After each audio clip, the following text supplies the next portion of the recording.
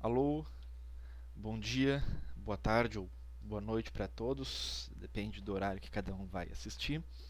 Uh, Nós vamos começar agora a aula sobre desigualdade socioeconômica e saúde, ok? Essa é uma aula para durar mais ou menos uma hora. Uh, e eu acredito que vocês já devam ter nesse momento feito os exercícios e participado da primeira hora sobre o conceito de saúde e determinantes de saúde, certo? Então todos devem ter visto que dos vários determinantes de saúde que existem, os determinantes sociais são determinantes considerados distais e talvez os mais importantes, uma vez que eles influenciam toda uma cadeia, né, de demais determinantes.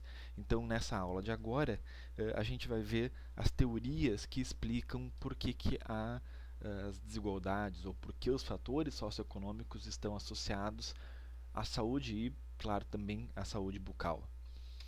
Esse não é um conhecimento relativamente novo, né, e eu acho que esse slide que vocês estão vendo, ele mostra isso bastante bem. Ele mostra isso bastante bem. É uma pesquisa do professor George Dave Smith, na Escócia, onde, bem interessante, acho que às vezes a vontade até é replicar isso hoje em dia também, onde ele pegou a dois números que estavam na parte de baixo das lápides, né, que era a data de nascimento, né, e a data do óbito. É uma informação bastante confiável, mesmo naquela época. Né? E outra coisa que ele fez foi medir, né, o tamanho da lápide. E porque naquela época vocês devem imaginar, as pessoas morrem, desaparecem, mas elas querem deixar um legado. Elas querem continuar sendo lembradas póstumamente. E uma maneira mais fácil de fazer isso é fazendo uma lápide bem grande, bem visível, porque daí todo mundo vai ver elas. Além do tamanho da lápide, ele considerou também o material da lápide. Naquela época, as pessoas mais pobres elas eram enterradas com uma lápide ou uma cruz de madeira, né? Enquanto que os mais ricos eles importavam mármore da Grécia. E observem que, sem nenhuma dúvida, as lápides maiores tinham uma diferença maior entre essas duas datas, a data de nascimento e a data de óbito, mostrando que os mais ricos, né, o que tinham um maior status social, tinham vidas mais longas. Nós estamos falando, observem, de 1800. Isso não é recente, por isso que eu digo, as desigualdades elas não começaram ontem, elas existem. Talvez o que vocês não tenham se dado conta é que esse cemitério é um cemitério só de pessoas ricas. As pessoas pobres elas não estão nesse tipo de cemitério. E mesmo dentro desse cemitério havia essa diferença. Então é como se a gente dissesse hoje em dia que o Bill Gates vai ter uma vida mais longa do que o Neymar ou a Madonna, né? Porque apesar do Neymar e da Madonna eles serem ricos, o Bill Gates é ainda mais rico ainda. Essa mais ou menos é a ideia que passa de que existe um gradiente, né? Esse gradiente a gente vai de certa forma estudar ele melhor daqui a pouco, para vocês verem as nuances desse gradiente. Esse gradiente social, ele significa que pessoas com maior ou melhor posição social na sociedade gozam de recursos que elas usam em seu benefício. E eu acho que essa é a mensagem principal. A ascensão social ela permite a obtenção de recursos, sejam recursos materiais ou recursos intelectuais, cognitivos ou recursos sociais. Né? Tem amigos. Então, a ascensão social dá esses recursos todos, que podem ser usados e são usados para melhorar a sua saúde. Essas desigualdades elas são injustas, né? E principalmente a gente sabe, elas são evitáveis. Eu não tenho nada contra a pessoa ser rica, né? Mas claro que o fato dela ter mais dinheiro não garante a ela, não deveria, né, garantir a ela melhor saúde. Ela deveria ter uma saúde tão boa quanto qualquer outra. Assim como no trânsito, quem tem mais dinheiro não tem mais direitos sobre o trânsito, porque as leis são iguais para todos. Então, o que a gente tem que fazer não é impedir que as pessoas fiquem ricas, mas, né, tentar quebrar essa essa ligação que existe. Vocês devem imaginar, ela não é fácil, porque é mais de 100 anos ela existe, na verdade, muito antes disso, né? Uh, e ainda assim não se conseguiu quebrar esses elos. Uh, Conhecer em profundidade os detalhes dos mecanismos que ligam as desigualdades sociais, né, à saúde, conhecer esses mecanismos talvez permita que a gente consiga fazer políticas públicas melhores, né, e que torne a saúde das pessoas tão boa, independente dela ter uma posição social maior ou menor na sociedade. Nós temos uma série de, de efeitos, né? A gente vai se concentrar na aula de hoje nos efeitos individuais, mas a gente vai ver também um pouco sobre efeitos contextuais. Dentro da ideia de desigualdades individuais, a gente também vai ver tendências nas desigualdades, né? E dentro da ideia dos efeitos contextuais, a gente vai ver um pouco do efeito da desigualdade de renda na saúde, que é um efeito contextual. Bom, uma breve retomada de como é que funciona a estratificação social. Eu falei que ela está associada à saúde, mas a estratificação social é algo que a gente não vai conseguir acabar. Ela é inerente ao próprio ser humano. Né? Há mais de 200 mil anos, desde que o homem, Homo sapiens, existe, algum tipo de hierarquia social existe, mesmo em comunidades rurais, comunidades primitivas, comunidades de base familiar, existe algum tipo de hierarquia, e essa hierarquia, né, ela sempre significa que na divisão dos excedentes, né, existe luta por poder para usar esses excedentes. Né? E isso, na verdade, acaba se perpetuando por gerações. Claro que antigamente a lei era a lei do mais forte, né? Então a estratificação ela se dava pela força física, né? Então, em geral, eram os guerreiros jovens que tinham maior prestígio na sociedade, eram jovens guerreiros, né? Não era o agricultor, também não era o idoso, nem a mulher, nem as crianças, né? Eram os mais fortes. Mas a gente tem alguns regimes um pouco mais claros assim na história. O regime de castas, que, né, já foi abolido da Índia, mas culturalmente ainda existe. Né? Castas é o tipo de estratificação social que é imutável. Né? Como vocês devem imaginar, a força física não é algo imutável. O cara tem uma ascensão e uma queda, né, em termos de vigor físico. Mas castas não. Castas é uma estratificação permanente, né, onde não há mobilidade social. Né? Na metade do século XIX, Karl Marx, né, veio com a ideia de classes sociais, muito baseado na sociedade daquela época. Então, naquela época, nós tínhamos uma estratificação por classes, e vejam que classes sociais não pressupõem hierarquia necessariamente, elas pressupõem a relação entre as pessoas. Então, só existe a classe de burguês porque existe proletariado. Uma coisa não existe sem a outra. A relação entre classes se dá, ou a existência de classes se dá pela relação entre elas. Né? E além de burguês e proletário, que é onde a história é mais prolífica, né? Nós temos ainda aquele profissional chamado profissional autônomo, nós temos ainda os militares e a igreja, né? Que são também, né, tem papéis na sociedade, e tem ainda um outro papel aqui junto nesse modelo aqui, que é a realeza, né? As pessoas nobres, que na França foi decapitada, mas óbvio que a realeza acaba se transformando na aristocracia, né? As pessoas nobres, né?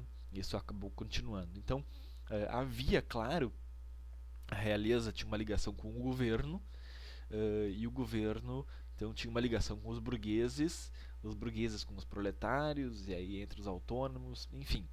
Havia mobilidade social, mas como vocês imaginam, entrar na nobreza, na aristocracia é muito raro, eles ficam quase sempre, né, casando entre si, e pouca mobilidade social. Esse modelo de classe social, ele, não vou dizer que ele foi abandonado, ele é muito importante, mas já no início do século XX, o que acabou predominando foi a ideia de estratificação social, né, de Max Weber, que dizia: olha, a estratificação social mais importante agora não é mais a existência de classes, mas ele criou um sistema de ranking ou de ranqueamento, de posição de maior para menor em três, vamos dizer, três eixos: o de educação, de renda, né, que às vezes a gente tem como também poder de consumo, né, e o prestígio ocupacional. Essa ainda hoje é a classificação ou a forma de estratificação mais utilizada, porque facilmente a gente consegue medir isso, e a gente tem largos bancos de dados modernos. Formas de estratificação social mais modernas foram tentadas já, não pegou, né? A ideia das escalas de Goldthorpe, que é uma atualização de ocupação de Marx, e principalmente eu acho que uma que me atrai bastante é a ideia do Bourdieu de classes enquanto dentro de um espaço social, né? Bourdieu dizia: olha, rico não é tudo igual. Rico é diferente, existem ricos bem distintos, né? Tem aquele rico que gosta de ouvir música clássica, assistir ópera, comer caviar, mas tem aquele outro que gosta de esbanjar o dinheiro, né? Comprando um carrão e mostrar que ele tem dinheiro. Então, e ouve, né, um tipo de música, né, diferente. Enfim. Uh, mas a gente sabe que muitos burgueses têm uma educação menor do que uh, alguns dos seus empregados, CEOs, né? Então é difícil pensar na relação burguês e proletário hoje em dia. Então o que a gente trabalha e acaba trabalhando muito é com a questão de posição, uma vertente bem weberiana, e a nossa aula vai se concentrar no ponto da renda, ok? Então é aqui que a gente vai se concentrar. E a gente tem uma mobilidade grande, tem várias formas de medir renda. Eu vou pontuar eventualmente alguma delas durante a aula. Só para relembrar, a saúde, a gente concebe ela como sendo sim influenciada pela genética, né? É um ponto, mas a gente não vai ver hoje. O acesso aos serviços de saúde, talvez questionado um pouco o quanto os serviços de saúde conseguem ter impacto epidemiológico, né? Mas tem obviamente uma influência, né? E determinantes sociais, né? E comportamentos. Aqui em comportamentos a gente pode pensar em duas ideias, né? Uma em sendo comportamentos puramente da vontade da pessoa, né? Onde a pessoa faz algum tipo de comportamento ou toma alguma decisão sob o completo livre-arbítrio. Ela é influenciada apenas pelos seus gostos e pelas suas preferências individuais. Essa é a ideia.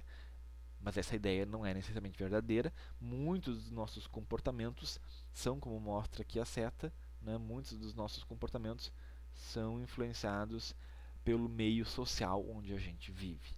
Por isso que tem essa seta aqui. Então, um dos caminhos pelos quais os meios sociais funcionam é via, né, esses comportamentos, que é uma forma bastante grande. É aquela área da saúde bastante comportamentalista que trabalha com comportamentos de saúde. Mas a nossa ideia é trabalhar mais nessa ideia aqui. Então, determinantes sociais têm efeitos contextuais e individuais. Cada um deles tem uma série de mecanismos. Compreender esses mecanismos é importante para que a gente possa impedir que essa relação passe a existir. A gente não vai conseguir acabar com as desigualdades sociais, né? A gente tem que impedir que elas tenham algum efeito. Não é porque o cara é rico que ele vai ter melhor saúde, né? Isso não é justo. Mas ele pode ter, obviamente, mais dinheiro do que eu, então isso não é um problema em si. Bom, efeitos individuais. Quais são as teorias que estão por trás? Das várias teorias e vários autores, talvez um dos mais populares e clássicos ainda hoje seja a proposta do relatório Black na Inglaterra, que surgiu nos anos 80, ao final do período da Margaret Thatcher. Então, eles queriam ver o efeito, né, das políticas neoliberais da Margaret Thatcher na Inglaterra, que tentava privatizar tudo. Então, o relatório Black é por causa do médico, né, chamado Black, então ficou Black Report, mas um dos autores mais importantes é o Peter Townsend, que era um sociólogo, né, daquela época, que liderou. Então, Black, Townsend, que escreveram esse relatório, e eles trouxeram 4 teorias, né, que explicam por que as pessoas mais pobres têm piores indicadores de saúde, de morbi e mortalidade. Uma explicação é que isso aí seria um artefato. É uma explicação bem de cunho matemático, estatístico, que diz o seguinte: olha, ninguém sabe exatamente o que é renda, como é que mede renda exatamente, as pessoas mentem renda, né? Às vezes o cara tem um nível alto de educação, mas uma renda baixa, e às vezes o contrário, né? Então, o que é posição social? Eu não consigo classificar as pessoas corretamente na sua posição social, e eu tenho muito erro de classificação.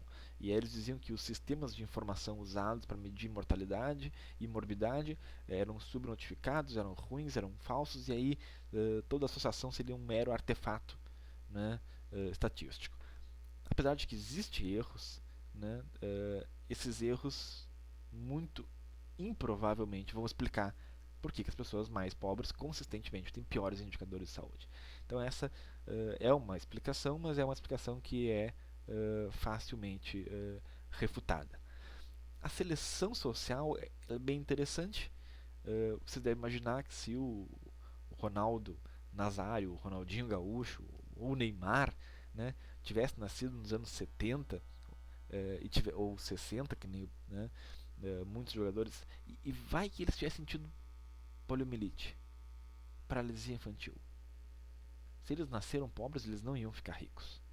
Então, muito da ascensão social é porque eles são pessoas saudáveis, com habilidades, né, quase que inatas, que permitiram eles uma ascensão social e mudar de classe social, pela saúde deles. Se eles fossem doentes, eles não teriam ido para lá. A gente também sabe hoje em dia no Brasil, eu pelo menos conheço o professor Aloysio, que tem algumas publicações sobre o que a gente chama de a bancarrota em saúde, que são aqueles casos onde a pessoa fica pobre por estar doente, pagando plano privado de saúde ou médico particular. Então a gente tem vários casos de famílias onde, sei lá, pode ser que tenha uma criança doente, aí a mãe para de trabalhar e aí a renda cai, aí o pai tenta trabalhar em dobro para compensar, mas chega uma hora que eles estão vendendo carro, vendendo casa, pedindo dinheiro emprestado, dinheiro no banco, empréstimo para curar a doença de um ente, né, próximo, e aí quem era rico ou classe média acaba se tornando pobre por estar doente. Então, a ideia de seleção natural, ela inverte a lógica que todo mundo deve ter em mente. As pessoas são pobres por serem doentes. Elas não são doentes por serem pobres. As pessoas são ricas por serem saudáveis, né? E não o contrário. Elas não são saudáveis por serem ricas. Então, apesar dessa teoria ser uma teoria verdadeira, ela não é artefato, né? Ela explica pouco, né, da, da diferença total. Né? Ela contabiliza pouco, porque não são muitos os casos em que isso de fato ocorre. E aí nos sobram 2 teorias.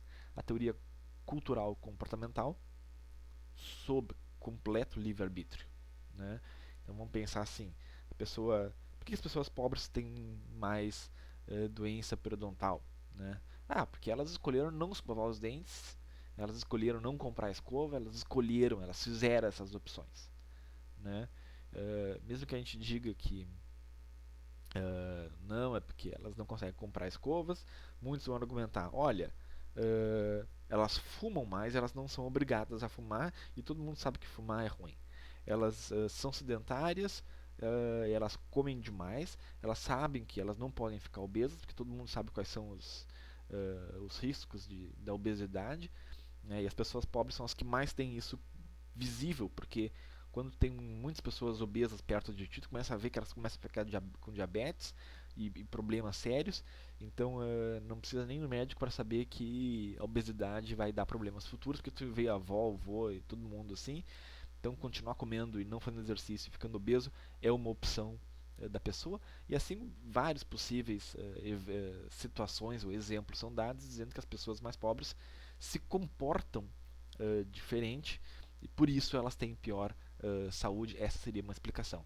Uma questão comportamental, uma opção das pessoas, e que essa opção comportamental seria parte da cultura, né? Que alguns sociólogos norte-americanos nos anos 60 acabaram chamando, né, a cultura do pobre, dizendo que essa cultura inclusive poderia ser quase que passada de geração para geração, seria quase que inata, então assim, ela perpetuaria. Isso obviamente não é muito corroborado e tem uma questão preconceituosa em relação a isso, né? Torna a coisa um pouco imutável. Uh, mas talvez a crítica mais forte a essa teoria, que ela se comprova, a gente, quando olha para os dados, a gente enxerga que de fato as pessoas mais pobres têm comportamentos de risco com maior frequência. O que talvez seja a maior crítica é que muitos dos comportamentos ou da cultura é determinada pelas condições materiais e estruturais de vida. As pessoas pobres fumam mais porque quando elas estão estressadas elas não podem ir para um spa, né? O desestresse que elas têm é tomar uma cervejinha, né? Churrasco gordo e puxar um cigarro é o desestresse, é a alegria que eles têm, né? Eles não podem ir para o parquinho porque não tem parquinho, né? Ou quando tá cheio de traficante querendo vender drogas para teus filhos. Então o lazer é muito precário, muito ruim, né? Eles não têm voz, o governante não, não faz nada, né? O poder de lobby deles é pequeno, então o local de moradia, o tipo de trabalho que é oferecido é um trabalho ruim, né? Então as condições estruturais de vida, né, e de trabalho são muito ruins, né? Duas teorias que atualizam essa corrente é a neomaterial e a psicossocial, né? Bom, eu já expliquei bastante sobre a teoria estruturalista, né? As disparidades sociais seriam causadas por diferenças na estrutura material e estrutural de vida e de trabalho. As pessoas com melhores condições de vida e de trabalho acabam, obviamente, tendo melhor saúde, né? Melhor saneamento, melhor casa, melhor vestuário, melhor alimentação. Dinheiro compra isso. Compra luz, compra ar-condicionado, né? Compra tudo o que precisa. Compra inclusive remédio, né? Compra inclusive o médico, né? Então o dinheiro ele dá essas possibilidades e por isso que as pessoas mais ricas teriam melhor saúde. Porém, a questão específica da renda, porque a gente está falando até agora de posição social, né, genericamente, mas a questão da renda ela é interessante, porque a questão da renda ela nos remete ao fato de que essa relação, mesmo que seja gradual, ela não é uma relação linear, né? E esse gráfico mostra isso, acho que de forma bastante, não vou dizer clara, porque tem muito número e muito certo aqui, né? Mas vamos dar uma olhadinha como é que funciona. Imaginem que aqui a gente tem o risco de mortalidade, né? E aqui a renda, né? Então, vamos pegar o exemplo de duas pessoas, né? Então, no caso da pessoa Y1A, que ganha XYA de renda, ela está aqui, ela tem esse ponto de mortalidade. Se ela reduz para Y1B, né, a mortalidade dela aumenta nessa proporção aqui, né, aumenta nesse número de M1A para M1B, certo? E ela perdeu essa quantidade aqui de dólares. Vamos dizer que ela tem lá $1, R$ 10. Agora, vamos ver a diferença entre a pessoa Y2, certo? Onde ela vai perder. Aqui no gráfico não está uma proporção muito boa, parece um pouquinho maior, né? Mas ela vai perder um pouquinho mais de dinheiro. Em vez de R$ 10, vamos supor R$ 12. Né? Então, se ela sai de Y2B, se ela sai de Y2B, um índice de mortalidade previsto para ser M2B, para o Y2A, ela vem para cá e ela aumenta o risco de mortalidade dela. Aí vocês vão olhar e vão dizer, opa, ela perdeu inclusive mais dinheiro, mas ela não perdeu a mesma quantidade de saúde. Claro, e essa é a ideia. As perdas que ocorrem no nível maior, né, as perdas em saúde que ocorrem no nível maior são menores, porque a relação não é uma relação linear, é uma relação curvilínea. Então, esse é o tipo de informação que embasa bastante as questões de transferência de renda. Tirar R$ 10 de alguém que ganha muito dinheiro não faz com que ela perca muito. Mas esse mesmos R$ 10, esse mesmo valor, dado para uma pessoa muito, muito pobre que está aqui, ó, por exemplo, vai fazer com que a saúde dela melhore muito. Né? Vejam aqui, ó. Dar pouquinho dinheiro para quem ganha nada é uma melhora absurda. Então, mesmo quem critica, por exemplo, transferência de renda, como, olha, R$ 70 é muito pouco, né, que é o que o Brasil dá no Bolsa Família, R$ 70 é muito pouco. Sim, é muito pouco para quem está ganhando muito dinheiro, né? Agora, para quem não ganha nada, o benefício é muito grande, né? Então, porque o cara vai conseguir comprar assinamento, água, luz, comida, vestuário, e assim por diante. Vai conseguir, inclusive, comprar passagem de ônibus para ir para o colégio estudar, eventualmente, né? Para as crianças e assim por diante, um caderno, um lápis. Coisas muito, muito básicas, né? São baratas. Então, e a gente pensa como é que funciona na saúde bucal. Aí eu tenho um exemplo aqui, inclusive uma publicação minha na Community Dentistry, né, lá em 2009, onde a gente mostra, aqui eu tenho o número de dentes perdidos. Então, para quem ganha, isso aqui é entre jovens, certo? Brasileiros de 15, 19 anos. Então, para quem ganha entre R$ 50, né, não é pobreza absoluta, até R$ 850, dá essa quantidade de dinheiro, significa que ele reduz o número de dentes perdidos de 1,2 para 0,4, cai em 2/3. R$ 800. E observe que não adianta ganhar R$ 800, R$ 2.000, R$ 4.000 ou R$ 8.000, não muda nada. O acréscimo de renda a partir de um limiar não gera nenhum benefício em termos de dente perdido ou de cáries, né, não tratadas. Então é muito forte isso, certo? Claro que o limiar não é um limiar tão baixo, né? Isso aqui é a renda per capita dessas famílias, certo? A teoria neomaterial, que é uma atualização dessa teoria material, ela diz que, porque, observem, vocês lembram que naquele primeiro slide do cemitério, só tinham pessoas ricas e havia diferença entre elas. Então alguém vai dizer o seguinte, olha essa teoria aí de que precisa de saneamento básico, água, luz e comida, isso é culpa para os países pobres. Isso é culpa para a África, isso é culpa para a América Latina, lá na Bolívia, no Equador, né? Nesses países bem pobres aí, no Panamá, na Costa Rica, lá na América Latina mais pobre, né? Incluindo vários lugares do Brasil, né? Mas daí alguém diz, nos Estados Unidos isso não é problema, porque todo mundo tem água, luz, todo mundo tem dinheiro mínimo, na Europa todo mundo né? Todo mundo tem o básico. A Europa tem aquele negócio de welfare deles lá, onde é escola para todo mundo, né? E saúde para todo mundo. E eles têm um monte de benefício social. Então, Europa, Estados Unidos, Japão, Austrália, não é esse problema. Mas se a gente for olhar nesses países, as diferenças entre ricos e pobres continuam. O Wilkinson pontua isso muito bem junto com o Michael Marmot.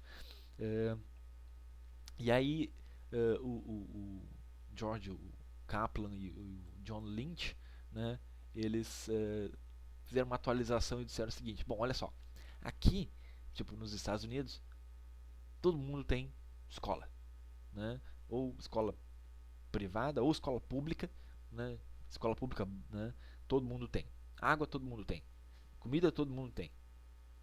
Qual é a diferença entre pobres e ricos? Não é no acesso aos serviços, é na qualidade dos serviços, nas experiências ao longo da vida, no acúmulo de pequenas diferenças que têm origem no mundo material, né? Então, assim, não é mais o fato de não ter escola, é que a escola que os pobres utilizam e têm acesso tem uma qualidade pior. Não é que eles não têm comida, é que a comida que eles comem é pior. Não é que o trabalho deles não gera uma renda boa, é que aquele trabalho é um pouquinho pior. As condições de trabalho não são tão boas. Não é assim, tem trabalho ou não tem trabalho. Todo mundo tem trabalho, mas um tem um trabalho mais ou menos ruim, outro paga melhor, um dá férias, um é menos estressante. Então, todas essas experiências de vida vão se acumulando ao longo da vida, né? São pequenas diferenças que nesse acúmulo, né, em diferentes situações de vida, acaba acumulando, né? Todo mundo respira ar, só que o ar de alguns lugares é um pouco mais limpo do que o outro. No final da vida isso faz diferença, né? Vai respirando poluição ao longo da vida, daqui a pouco vai dar problema. Então, a teoria neomaterial, ela traz de volta essa questão do acúmulo, né, de experiências em termos de vida estrutural e material. Ela reafirma a importância das condições estruturais e materiais de vida. Já a teoria psicossocial, que é mais defendida pelo Wilkinson, ela coloca um pouco do estresse na sua explicação no que ela chama de pobreza relativa, né? E ela diz o seguinte: tá, tudo bem, quando a gente fala em linha de pobreza, a gente pensa em pobreza absoluta. O cara não tem dinheiro para ter água e saneamento básico, né?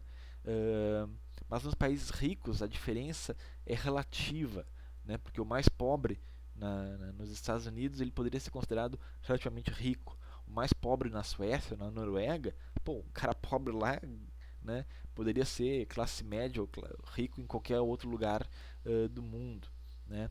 Mas a posição relativa de uma pessoa em relação a outra dá para ela, se ela estiver abaixo nessa posição relativa, vai dar para ela menos acesso a uma série de bens que a sociedade não fornece para todos, né? Então, de novo, a gente entra na questão de que classe, de posição social é acesso a recursos materiais e imateriais, né? E o que ocorre então seria um efeito por duas vias, né?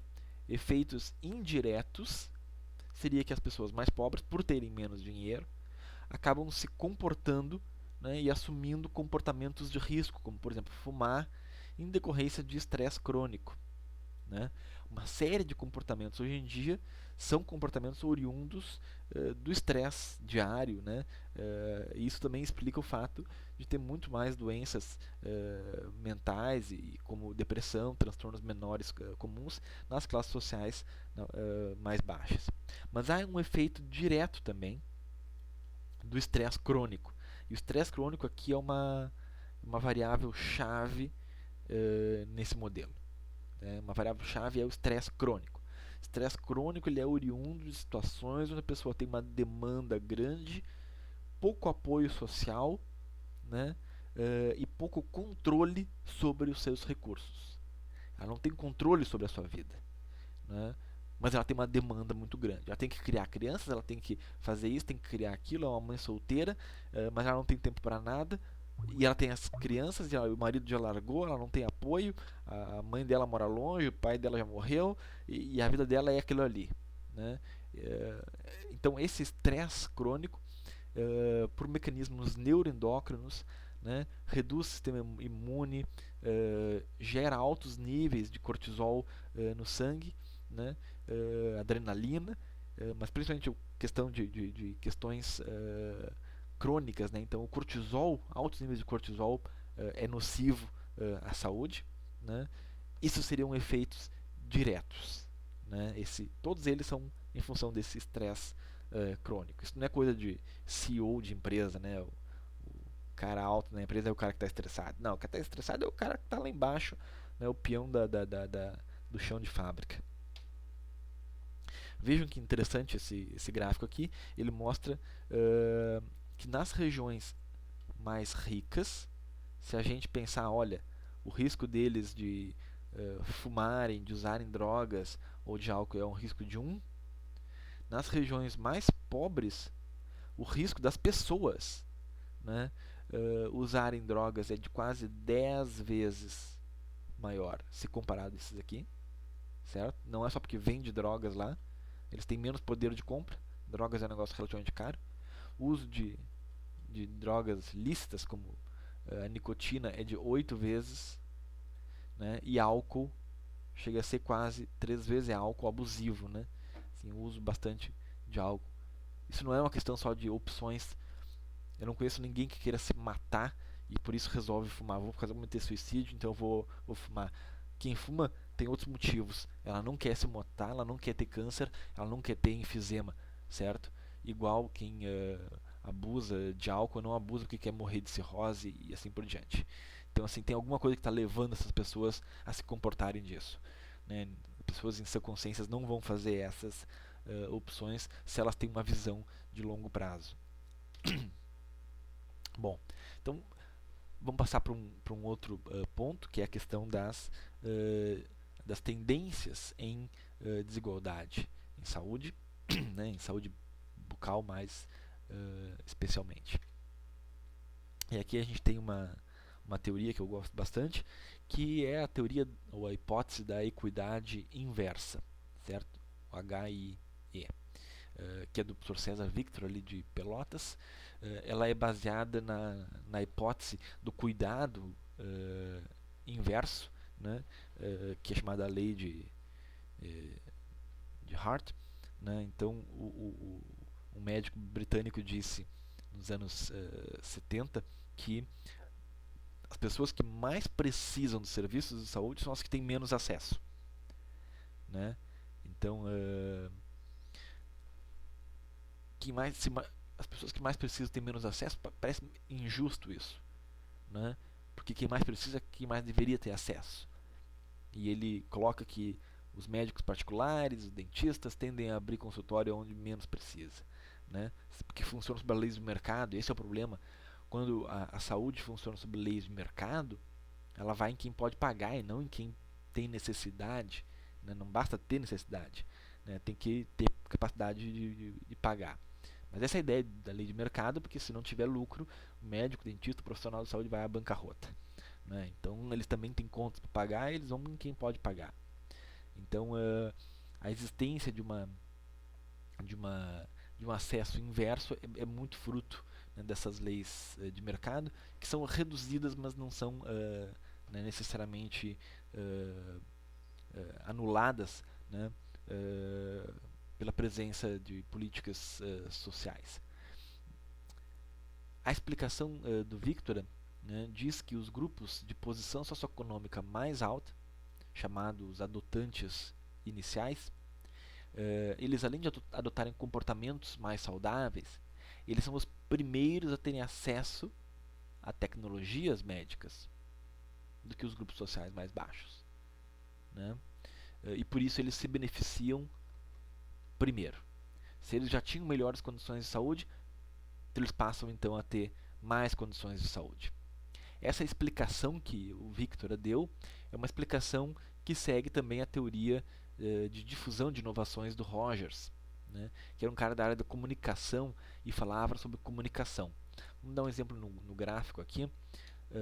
Na hipótese da equidade inversa, o que ocorre então é, se esse grupo aqui tem mais doença, é o grupo mais pobre, e esse grupo aqui é o grupo mais rico que tem melhores condições de saúde, no tempo zero, que é o momento de introdução de uma tecnologia em saúde, quem primeiro vai ter acesso são os mais ricos, e aí eles vão se beneficiar. Então as desigualdades vão aumentar. Então, num primeiro período, as desigualdades aumentam, porque os mais ricos têm acesso, certo? O mesmo poderia ocorrer se essa tecnologia não fosse uma tecnologia de saúde, mas fosse uma tecnologia nociva, né, à saúde. É uma questão de difusão de inovação. O Roger, ele era da área da comunicação, ele dizia que qualquer inovação tecnológica se difunde primeiro entre o inventor, que foi quem inventou. Segundo, os mais ricos, que são os patrocinadores dessa invenção e que têm, né, acesso direto a ela. E aí ela vai se difundindo para a grande maioria precoce, depois tem a grande maioria tardia, né, que está abaixo da média, ela é relutante, e aí tem os resistentes. Os resistentes são refratários, nunca vão adotar nenhuma tecnologia porque eles têm N outras situações ou medos. Muitas vezes são as pessoas mais velhas. Imagine hoje em dia alguém que não usa computador, né, é uma pessoa resistente à tecnologia. Mas no momento em que a saúde dessas pessoas mais ricas não consegue melhorar mais do que o melhor possível, e essa tecnologia de saúde, né, se espalha na sociedade, aí os mais pobres começam a ter acesso, porque eles estão no grupo, né, da maioria tardia, e aí as desigualdades reduzem. Então, uma boa medida preventiva, o efeito dela não seria necessariamente um efeito desejado, porque o efeito dela seria de aumentar, quando a gente quer diminuir as desigualdades. O que o Victor propõe é, bom, se isso aqui for, né, talvez inevitável, então a gente tem que reduzir ao máximo esse período de tempo, né, de 0 até X, tem que reduzir esse tempo, né, o mínimo possível, né, e tentar fazer uma difusão mais larga para que a gente atinja 100% das pessoas rapidamente, né. Aqui tem um caso bem interessante que mostra, né, o efeito de uma tecnologia, digamos assim, de produção de cigarro, né. Nos anos 50, nos Estados Unidos, os locais com menor renda e menor posição social eram os que tinham menos taxa de mortalidade por câncer de pulmão. E as pessoas mais ricas, ou as pessoas que moravam nos locais mais ricos, tinham praticamente o dobro, né, da taxa de mortalidade. Observe que as desigualdades vão diminuindo, diminuindo, diminuindo até um ponto onde elas se cruzam. Mas observe que isso ocorre, né, porque os pobres vão alcançando os ricos, vão fumando cada vez mais, fumando cada vez mais. Aí quando os ricos começaram a parar de fumar, lá na metade dos anos 70, né, e quando os ricos começaram já a cair, a queda começa já nos anos 80, né, os pobres ainda estavam continuando a fumar mais e mais e mais. Observem que chegou a um ponto que 90%, né, dos condados tinham uma alta taxa, 90%, que tinha uma taxa de 90 perto da taxa de 15. Então o crescimento foi de 9 vezes, né? Claro que nesse ponto agora as desigualdades estão começando a reduzir, né? Então isso é um exemplo bem interessante e a gente poderia observar ele em termos de cárie, por exemplo, que era uma doença da realeza, né, lá em 1500, né, até 1800, o relato das damas na corte, de que elas ficavam rindo sem mostrar os dentes. Não é porque era feio mostrar os dentes, era feio mostrar os dentes porque ele era dente cariado, né, dente preto. Enfim, se a gente for olhar em termos de saúde bucal, esse estudo ele mostra como é que são as tendências em termos de edentulismo, né, e as tendências de todos os dentes em boca, nenhum dente perdido. Então, se ele for pegar o Brasil, né, no SB, vamos dizer assim, no SB 86, nós tínhamos uma desigualdade relativamente grande e ela vai caindo para um nível bastante baixo, né? Mas observem que no início das análises, as desigualdades eram grandes, tanto aqui, né, na Suécia, quanto no Brasil. Então nós tínhamos aqui desigualdades grandes, a tendência ao longo do tempo foi fechar.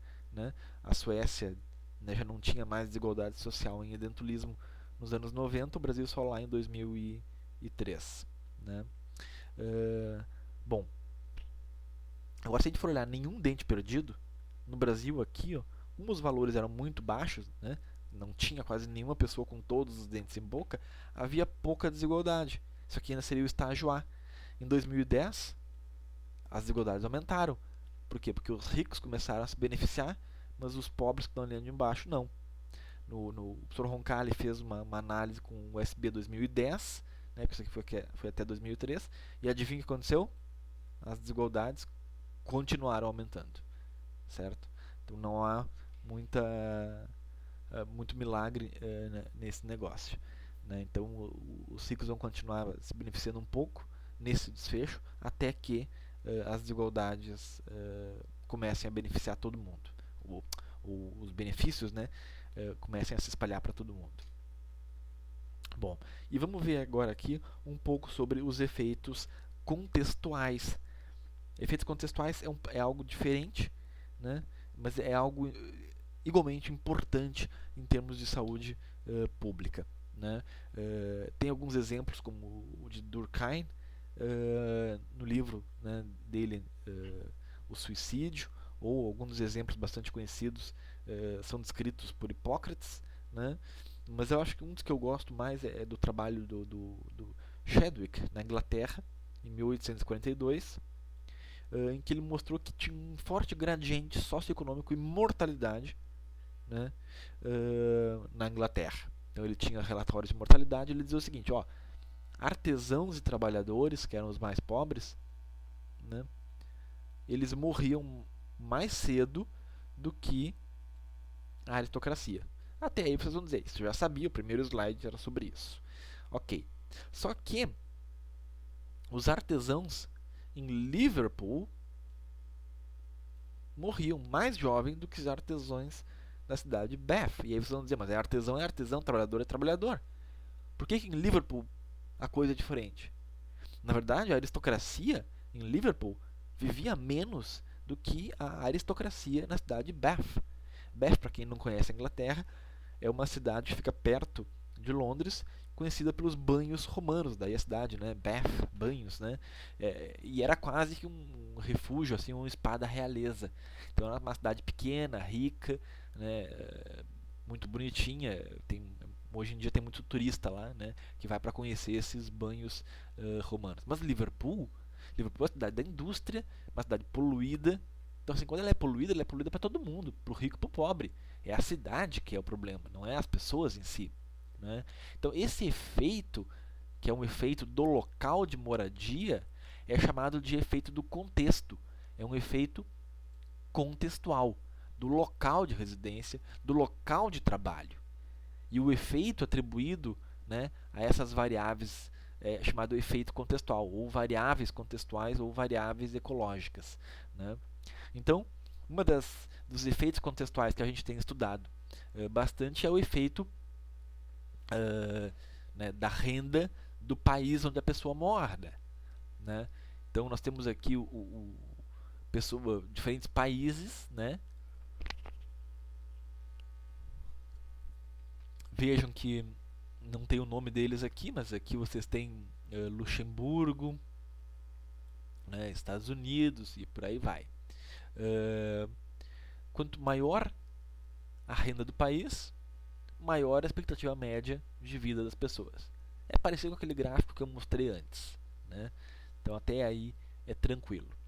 Só que a gente pensa assim, olha, nesse conjunto aqui, ó, tu aumenta a renda do país, tu aumenta o desenvolvimento econômico do país e tu não tem um ganho real. Então a pergunta é, tem variação? Tem alguns lugares aqui dentro dessa caixinha que eu desenhei que tem saúde melhor que os outros. E tem pessoas com melhor saúde do que outras. Por que isso? E aí o Richard Wilkinson veio com uma ideia que acabou sendo bastante popular, que é a ideia da desigualdade de renda, né? Ou seja, o Gini, que é o coeficiente de desigualdade de renda, né, ele mede a distância entre os mais pobres e os mais ricos em termos de renda. Então, se o cara ganha R$ 10 e R$ 10.000, é uma distância grande. Se o cara ganha 100 e 200, a distância é menor. Quando o Gini é igual a zero, é porque todo mundo tem a mesma renda. Como vocês estão vendo no Brasil, no mundo, não tem nenhum país com Gini igual a zero, né? Os países com menos desigualdade têm um Gini menor do que 0,25. Aí vocês têm aqui os países escandinavos, que são conhecidos por isso, né? A Groenlândia pertence aos países escandinavos. A Alemanha, né? Alguns outros países aqui no meio da Europa. O Japão, são países com altíssimo, né, nível de igualdade social. E na outra ponta aqui, o Brasil na verdade está muito próximo dessa ponta aqui, é um país onde a distância entre pobres e ricos é muito longe, é muito grande. Então por isso que a cor aqui do Brasil é muito grande. Estados Unidos não está numa posição muito boa, é um país com muitas desigualdades. O problema é que a gente tem uma série de países aqui africanos, que vocês estão vendo, que não tem dado nenhum. Mas a gente imagina que seja muito grande a diferença ali, né? Bom, qual é o efeito de morar num país onde a distância entre pobre e rico é muito grande? Será que isso influencia a saúde das pessoas? O Wilkinson diz que sim, morar num lugar onde a diferença social entre pobres e ricos é grande, né, faz com que haja uma diminuição na coesão social. As pessoas não sentem mais que a sociedade é uma única. E as pessoas que quando caminham na rua não são mais irmãos, são pessoas muito distantes. A confiança mútua diminui. Isso deteriora relações sociais, reduz o suporte social, né? Reduz muito aquilo que a gente chama de capital social. Então esse tipo de sociedade é uma sociedade onde as pessoas não acreditam umas nas outras, elas não se ajudam. É cada um por si, Deus por todos, né? Se Deus de fato existisse, talvez ele fosse ajudar, mas aí entra questões talvez pessoais minhas que não sou muito religioso, mas enfim, é cada um por si, né? E eu tenho aqui um trabalho que era da minha tese, inclusive, que mostra o efeito da desigualdade de renda, né, na saúde bucal, mas eu poderia dizer que a gente tem uma série de relatos muito semelhantes para vários desfechos, né, em saúde. E o Brasil, como vocês sabem, não é um país único, né? Nós não temos um único Brasil, então a gente pegou diferentes municípios do Brasil. Diferentes municípios com alto Gini e com baixo Gini, certo?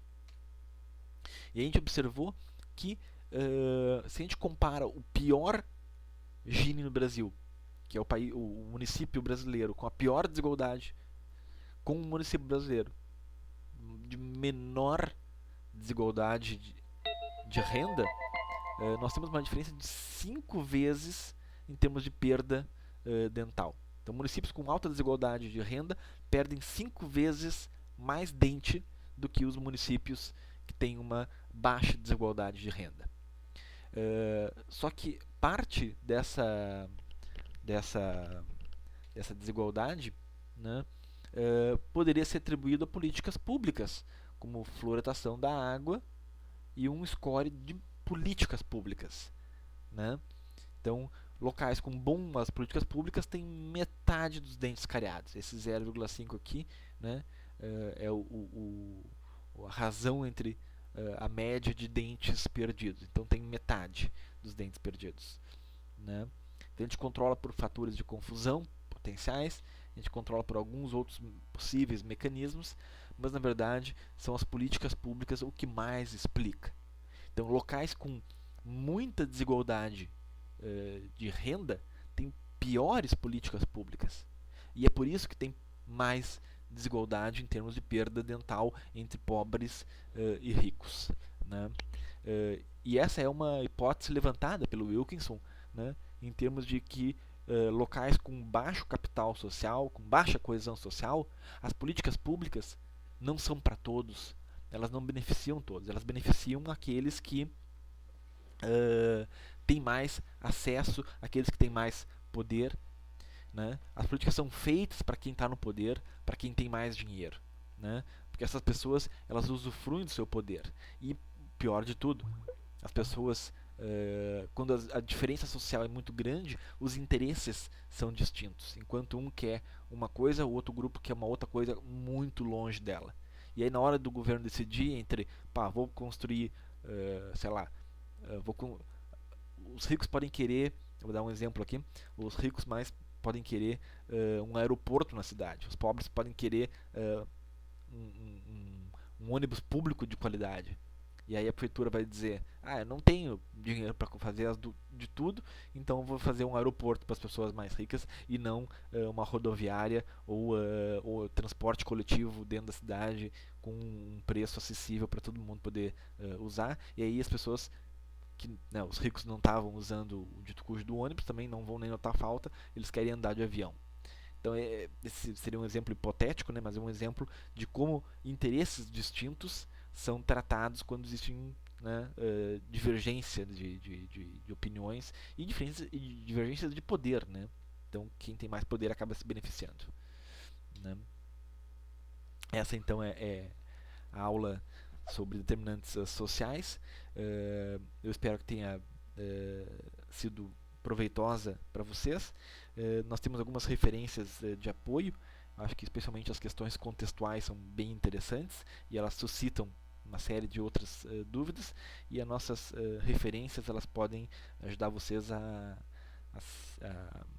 aprofundarem, né, mais nesses tópicos. Muito obrigado. Então, qualquer dúvida vocês podem acabar mesmo até me contatando. Um abraço.